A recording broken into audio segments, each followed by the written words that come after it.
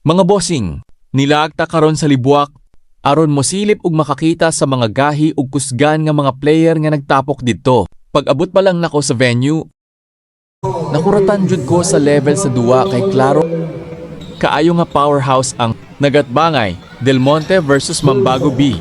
Grabe ang kahinam sa crowd ug ang intensity sa duwa. Murag finals na gyud ang dating. Pag jump ball pa lang, nakuha dayon sa Mambago B ang unang possession ug dali silang nakaset sa ilang opensa. Apan wala magdugay, ang unang puntos sa duwa gikan kang Mr. Felipas. Nga giabagan dayon sa iyang mga kauban, pinaagi sa maayo nga ball movement ug teamwork. Klaro kaayo nga preparado ang duha ka team ug walay gustong magpahuman. Padayon ang paningkamot sa Mambago B, nga sigi ug gukod sa score. Pinaagi sa pagpanguna ni Medjala, nga nagpakita og kusog ug determinasyon sa matag possession. Ang ilang depensa lig-on usab, ug ilang gipugngan ang Del Monte sa sayon nga puntos. Ang duwa nagpadayon nga dikit kaayo, ug ang crowd dili gyud mapugna sa ilang kasaba o suporta.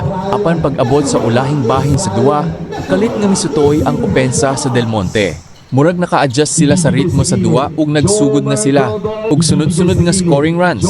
Ang ilang depensa nahimong mas istrikto ug ilang napugnan ang mga key players sa Mambago B. Tungod niini, hinay-hinay nilang nakuha ang momentum hangtod nga ilang napaboran ang score.